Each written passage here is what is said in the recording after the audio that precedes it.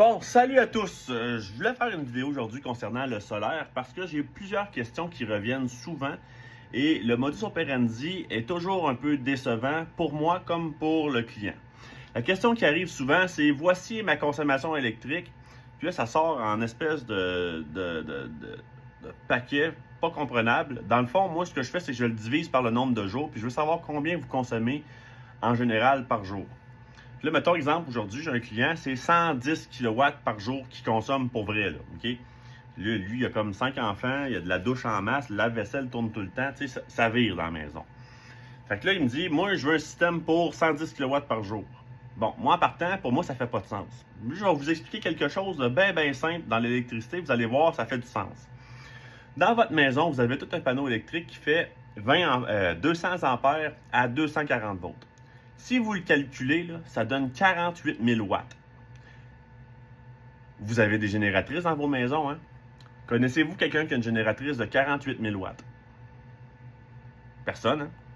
La majorité des gens vont avoir une génératrice de 4, 5 000, 6 000, 10 000, 11 000 watts. Ça va pas mal arrêter là. Pourtant, vous avez un panneau électrique de maison qui fait 48 000 watts. Ce qui m'amène à vous dire, est-ce que c'est si important que ça, ce que vous consommez d'une journée? Moi, ce que j'aimerais savoir, c'est ce que vous voulez qu'il reste ouvert. Combien d'argent vous voulez économiser? Puis qu'on ait une conversation réaliste. Parce que dans le fond, là, ce qui tue toujours dans notre conversation, c'est le manque de repères de la part de ceux qui me parlent.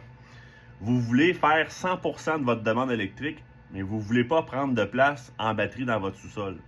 Vous voulez avoir 100% de votre commande électrique, mais vous trouvez que ce genre d'installation-là, ça prend trop de place.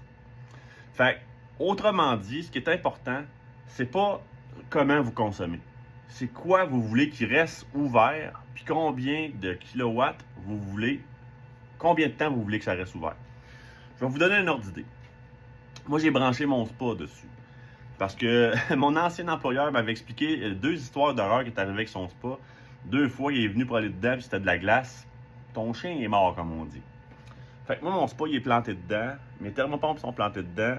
Puis quand que je calcule ça, j'aimerais ça que ça t'offre au moins 2 à 3 jours facile. Comme ça, ben, j'ai une chance qu'il y ait du soleil, que ça se recharge un peu. Puis sinon, ben, j'utiliserai les génératrices pour charger le tout. Fait que j'ai pris le nombre de watts, puis j'ai multiplié fois le nombre d'heures que je veux.